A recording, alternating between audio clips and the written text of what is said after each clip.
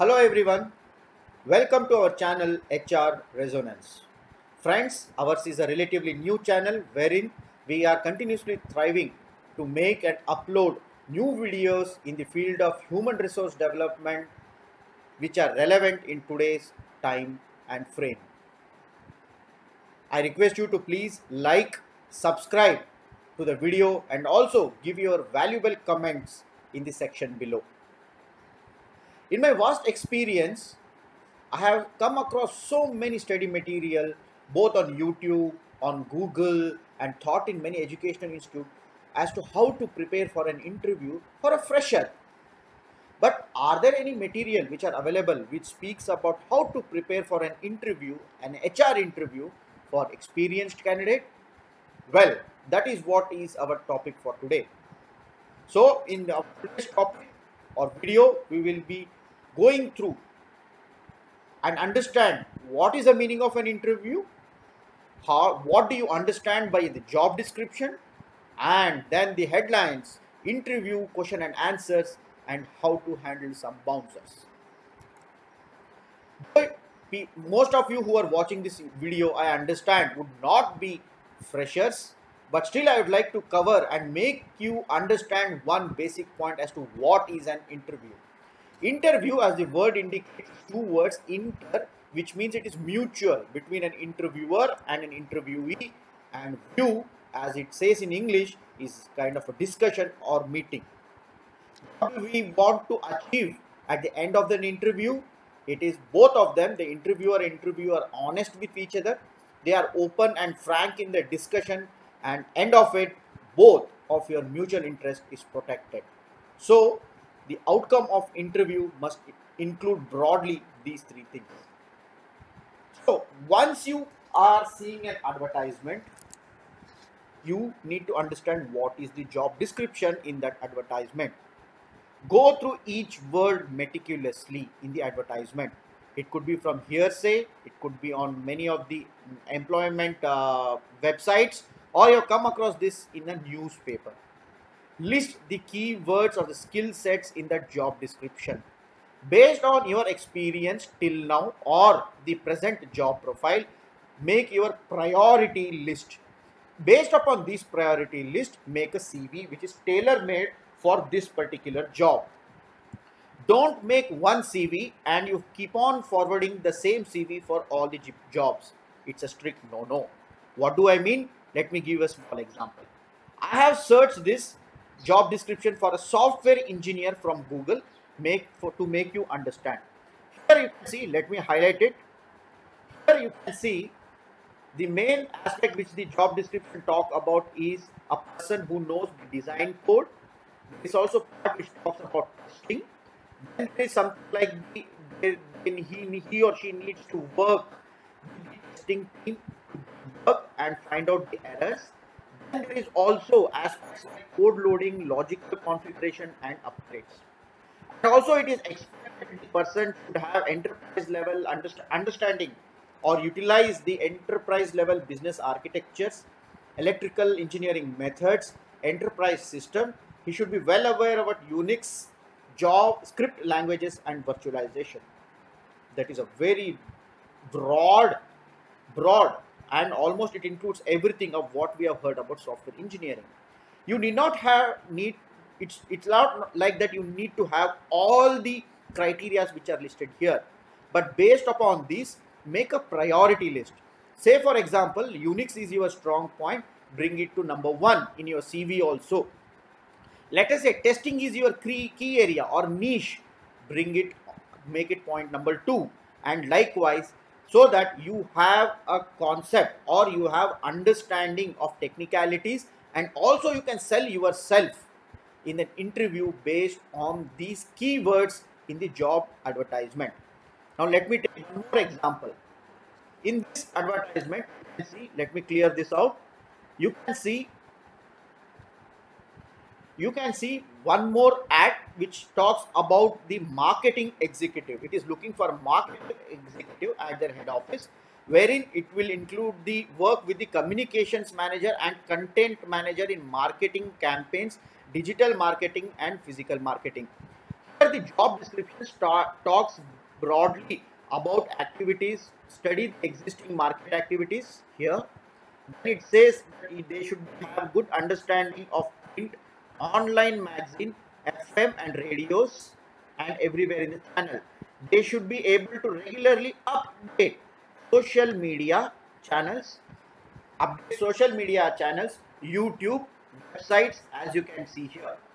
Now, based upon this advertisement, you can prioritize your list, wherein, let us say, for example, your strong area is in FM marketing or through online magazines, and you don't have much of exposure about social media channels, YouTube or websites.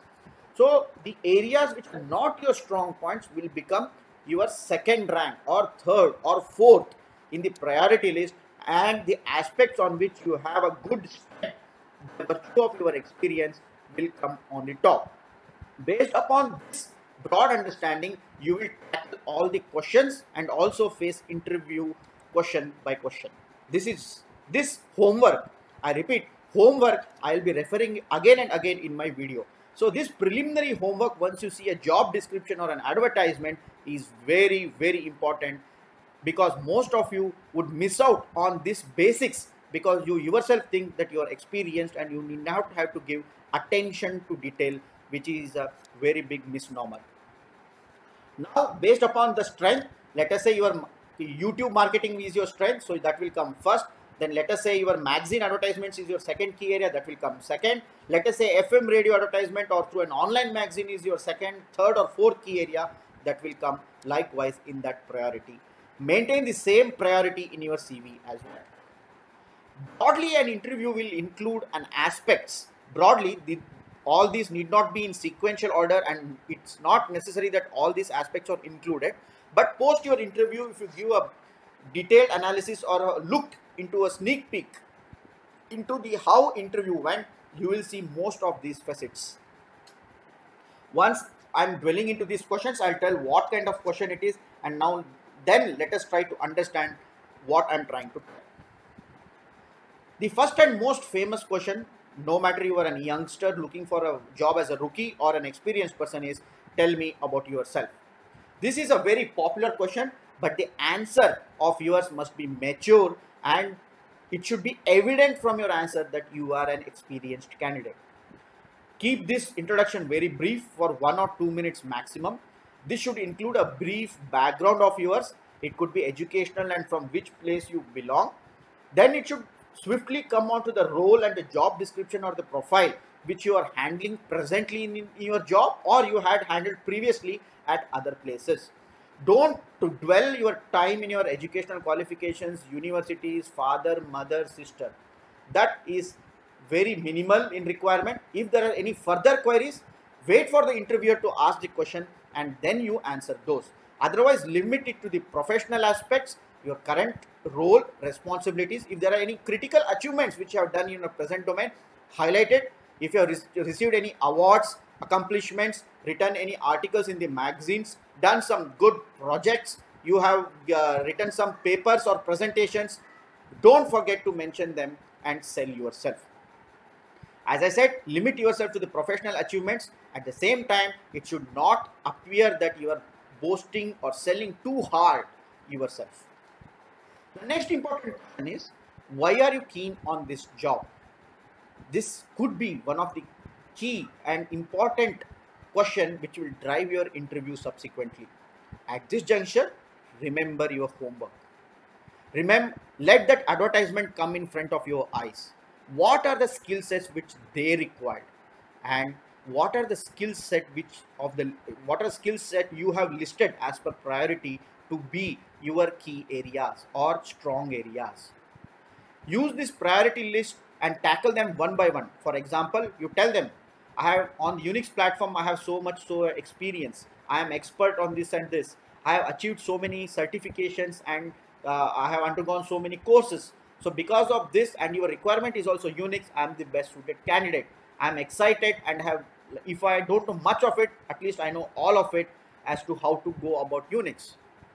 If you are a good online or let us say marketing executive, you can say that you have handled this area very better. You are an expert in, let us say, beverage industry, and your company also deals with the beverage industry, I'm very keen and I would think I am the best suited for this job. When you answer this job, again the key word is to be humble, and it should not appear that you are boasting yourself too much, either professionally or by virtue of listing all your credentials, accomplishments or experiences. Be humble. Then the most important question which the interviewer which usually asks is, why don't you tell that you don't have all the skills that we require? Again, I gave example of two ads which I just googled and brought about. Do you see how broad the job descriptions are? It might sometimes appear that the interviewer or the organization is expecting too much from one individual, but that is what is expected from an experienced candidate. At this juncture, go back to your homework and remember again your key areas or the priority list. Tell them yes, amongst the 8 or 9 or 10 keywords which they have listed in their job description, you satisfy 6 to 7 of them. There are aspects like, let us say, 8th and the 9th one which you don't have much exposure, but tell them you are keen to learn.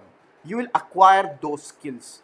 Tell them in the other 6 you have already mastered or gained substantial experience at your present job profile, or with your experience, or you have handled projects before.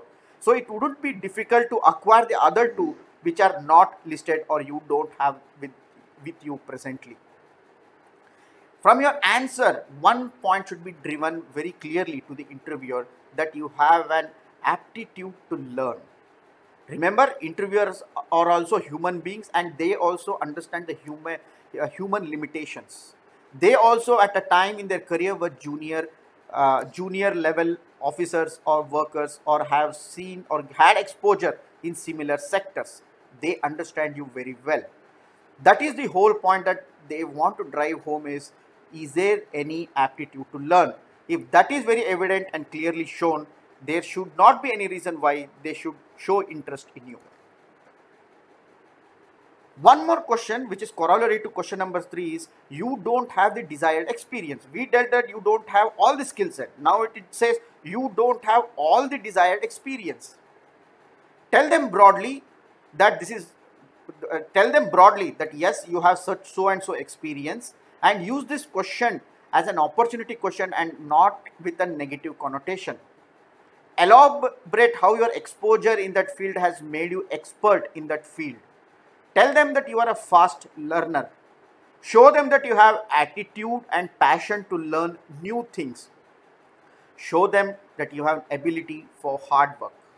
And tell them that what an experienced candidate of 6 or 8 or 10 years could give, you can deliver with, if not more, at least the same efficiency with your, let us say, 5 or 6 years of experience.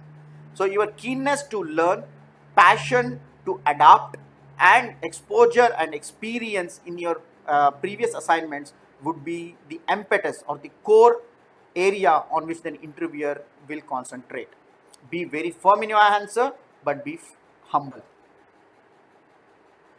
Let us say you are working for a very long time in the organization in which you are presently working. So this could be one question which the interviewers in the present generation would prefer to ask, because in the latest generation, employees don't stick on for one job for a very long time.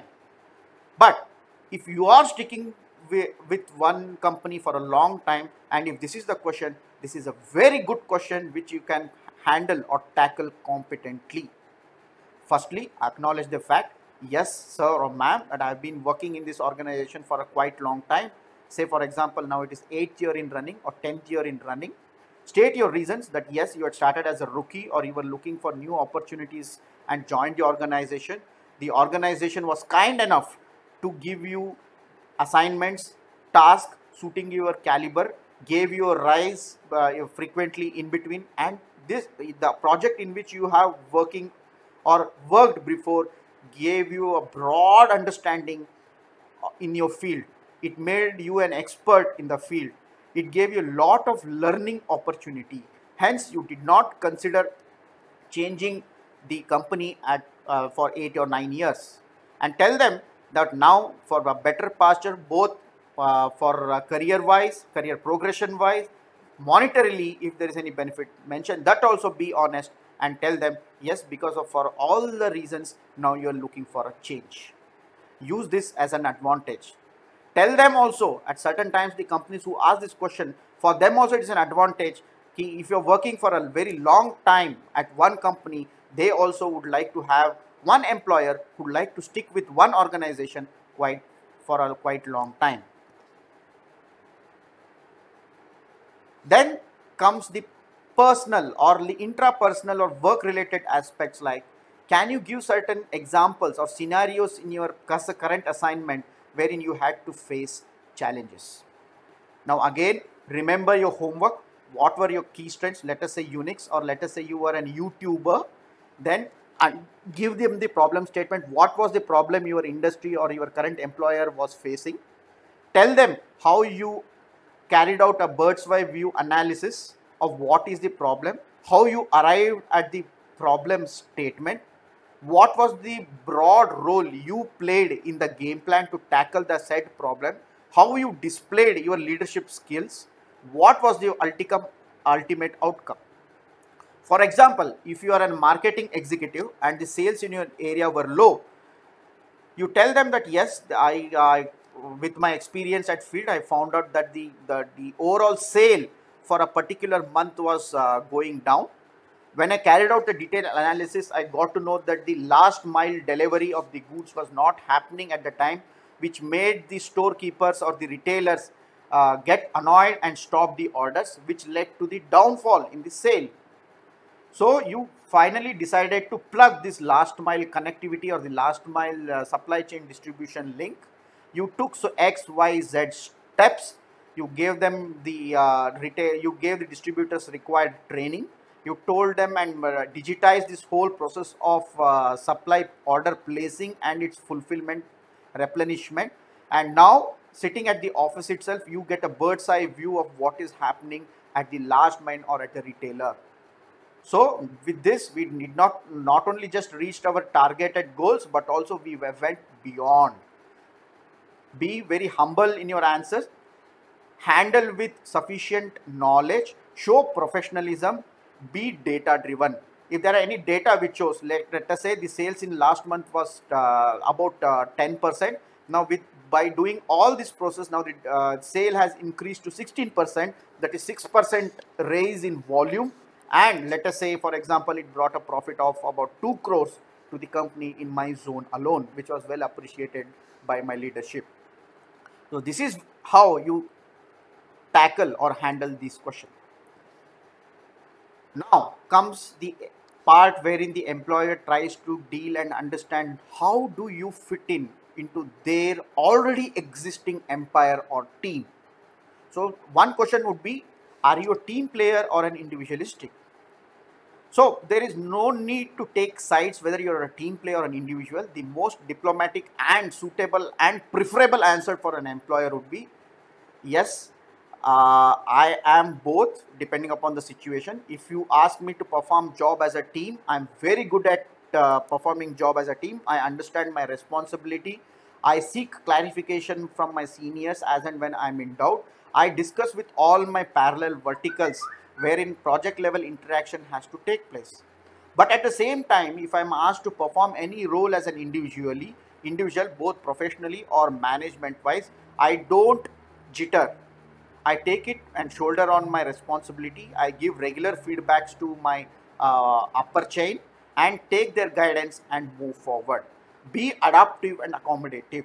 It should appear to them what the employer is testing is, do you fit in to their existing group? Should they treat you as a team leader? And at certain time, based on your experience, if they are seeking or considering you to be absorbed at a junior position wherein you will be part of a bigger team, they should feel that you would be the perfect fit. Now, if you are applying for a considerably a position wherein you will have subordinates working under you, this could be one question which I have been observing that many of the employers ask in the market today. How do you handle opinion of your subordinate? To this, the answer should be very mature. No doubt you might be the team leader or a project leader or a company chairman itself. The most important aspect which they are seeking here as an HR professional is, do you or Do you have appetite to accommodate opinion? Are you a team player? Do you handle dissent? So for this, your answer should be mature and you should say, I am a good listener. I will give them a good listening as to what their opinion is. I will make them very clear that I am not rigid when it comes to my decision. I am quite flexible. You will take feedback, and based upon the merit of the decision which you want to take and the opinion which has come out, you will educate them and convince your subordinate to be on your team, and you will tell them why you took this decision which is right. But at the same time, if your subordinate has a valid point, you will try to inculcate his opinion or points in the larger plan or scheme of things. This is how you should be mature and handle this question. Connected question, as I already told, is how do you handle criticism? Again, in this, you will have to go a step further and show bigger maturity, and you will say, yes, I am also a human being and I am also welcome for criticism. And one of the most important aspect which comes along with any job with senior management is to be criticized. So I will be open to all the criticism. I will take corrective actions, and I will be the first one to acknowledge that yes, there was a mistake which I committed, and I will ensure that this mistake is not repeated again. And I won't shy away from accepting my mistake. You should be magnanimous and appear that yes, you are not above any other human being wherein you also can go wrong. So this short point should be very clear, and you should be quite humble and mature. Now, one important aspect these days which is driving all HR professionals is how do you assess yourself or assess your performance, let us say organizationally, behaviorally, or professionally. For this, the best answer is to tell them that what your present employer has given you an assessment or has told you in writing or verbally about your performance. If he has appreciated your performance, tell them that my present employer in his assessment has assessed me quite well. These are the points which you think if it is relevant to be disclosed, you can disclose to them. I have instituted the corrective actions and I have emerged stronger, and my present employer is very happy that I have improved upon the points which he had brought about in the assessment. You also tell him that self-assessment is a continuous process wherein nothing can happen overnight. As the project progresses, you will set certain objectives or the checkpoints wherein you will not only bring course correction to the project but also your own performance. Tell them that before your own personal agenda or performance, it is the organizational goal that is paramount and has to be achieved first. If you are applying for considerably senior position, this kind of question is expected. How do you handle superiors' pressure? Because at higher level or at the level of project manager or team leader, you will handle two pressures. One is from your subordinates and secondly from your superiors. So you will have to be a fulcrum between these two ladders between which you are expected to balance. Tell them that you have appetite to handle pressure. Tell them that even under pressure, you have delivered efficient output and standard output before, and you will continue to do so. At the same time, tell them that you are not a person who would be coming under pressure so easily, even though if it is expected that you are put under pressure. At the same time, tell them that you will not only ensure that your subordinates deliver quality outcome, but you will also act as a buffer wherein you will not let the pressure of superiors percolate or affect the performance of your subordinates. You will act as a buffer or a cushion between these two prongs of organization.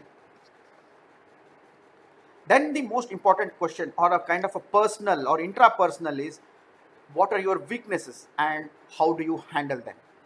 Be aware that nobody is above or cannot have any weakness. Acknowledge that you are aware of your weakness. It could be by your own self-assessment or as brought out by your superiors from time to time. Refer your homework again. Let us say, for example, if their Unix was the key area or the key strength which they are looking after, don't tell them that Unix is your gray area. So the skills or the in your priority list, the aspects which are on the top should emerge as a strong areas, and certain professional or personal aspects or intrapersonal aspects could be listed as weakness.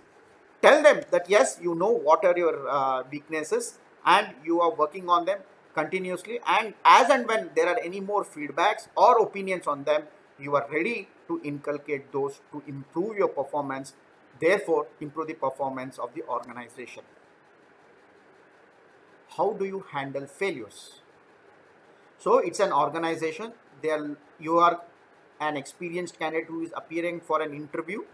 Don't get hindered by such question as to why they are asking questions which has a negative connotation. Well, all the positive aspects, the interviewer is aware that you will sell to them. What they are trying to understand is about your failures, about the gray areas about which people don't talk much. So how do you handle failure? Tell them that this is an opportunity to introspect. It is possible that there are projects under your command which can go wrong, which can fail, which cannot be delivered at time. But at those instances, instead of withdrawing yourself, you will accept your mistakes, go to the drawing board, draw out the detailed lessons learned and where you went wrong. Based upon your lessons learned, inculcate SOPs, guidelines, structure or changes which will ensure that such failures or aspects leading to such failures do not reoccur. Own up and take up corrective actions. You should be mature and bring up these points substantially clear. Last and one of the most important question is salary. How much salary do you expect from us? Before you jump any gun, wait for the employer to disclose a figure which they have in your mind. But most of the time they will insist for you to give up a figure. If they insist upon giving figure, there are two facets which we should remember. Firstly, you should be aware of what is the pay which you are getting now and what is the market value for the job for which you have applied. Be aware of them. Carry out a survey amongst your colleagues or from your friends and know-hows or your network as to what is the pay which is running in the market for the job which you are seeking.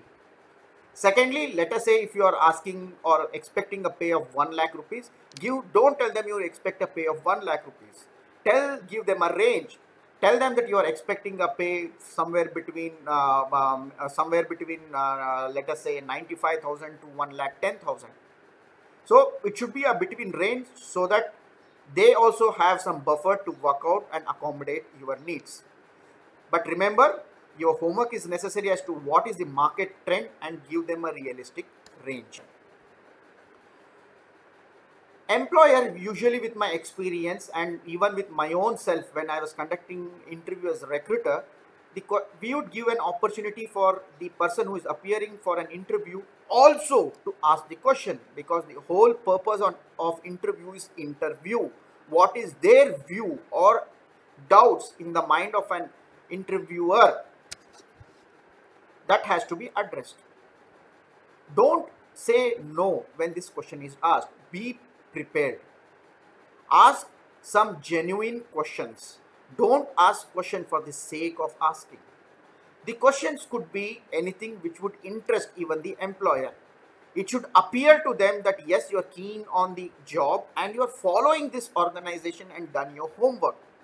Now let us say if that organization was in news for certain reason, you ask them question about that. Let us say they are going to acquire a new robotics company. So you can bring up and say, I heard sir in the news that your company is going to acquire a robotic arm, and my experience also involves a small component which involves robotics. So if I given an opportunity, will I get a chance to work in the robotics section? That is a good question to be asked. Or certain question could be, sir, I brought about all my credentials. Are there any doubt in your mind which you would like to clarify about my credentials? It could be employment, it could be education, it could be your background, or it could be anything related to your project. Or it could be more relative or the question of the present as to, sir, what would be the next step after the interview? By when can I expect an answer from you? Will you intimate me through phone or through email? And if you are planning to go out of station on your present assignment, you can tell them that you will not be available for a follow-up interview or anything like that for next 1 week or 2 weeks. Bring that point very clear in this section or the segment of interview. You can even ask them career progression questions like, sir, what does this organization plan to me, let us say like for a team leader's job in say 2 years down the line? How can I see my own career progress in this organization? That shows your keenness to excel in the present organization. That will also spill out certain beans from the HR section, which is conducting an interview on how their career progression policy is there in their organization. All these questions are the tricky ones and the difficult one, but there could be few bouncers which can come in your way. Now let us say there can be question you are expecting it to be an HR interview, and the person who is in the panel, he himself might turn out to be from that domain. Let us say for Unix, for example, or he himself is a YouTuber or is an expert of digital marketing. So he might end up going deeper in and digging into your professional knowledge apart from just broad HR questions. So be very sure as to what you are speaking and have a broad understanding as to what the panel who is taking interview is. There could be some integrity questions wherein they could ask that you have come to interview today, does your present employer know that you have come for an interview? Or there could be aspects like, now let us say you are asking for such a position, but you are not qualified to be such a position. How will you manage? So you will have to be honest and say, yes, this could be a big foot jump for you, but you are prepared for it. Now let us say there could be certain questions like, how do you balance between your family and profession, as let us say this profession involves a lot of traveling, or it could involve odd hours, or it could, your client might be functioning from, let us say, at evening hours, where you are expected to spend considerable amount of time in the evenings at office and not with your family. Or there could be aspects like, how do you handle the family pressure, or counsel your juniors or subordinates when it comes to their professional or personal being. There could be also questions like, how do you handle secrecy or patents or certain research material, or let us say certain material for which only few in the organization might be privy to, which might include you.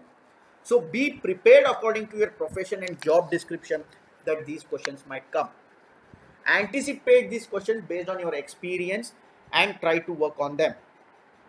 So as it is a bouncer, you cannot anticipate a bouncer every time. And if it does appear to be a bouncer, tell them that you have not thought on these lines. It is an interesting thought, and you will try to think over that and come back to you. Or if you're getting, you can be humble and tell them that, yes, sir, this could be a possible situation which I have not faced till now. However, I would this is a very interesting probability or a permutation, and I will mull over it. The keenness to learn and aptitude to acquire knowledge is all they are testing through bouncers.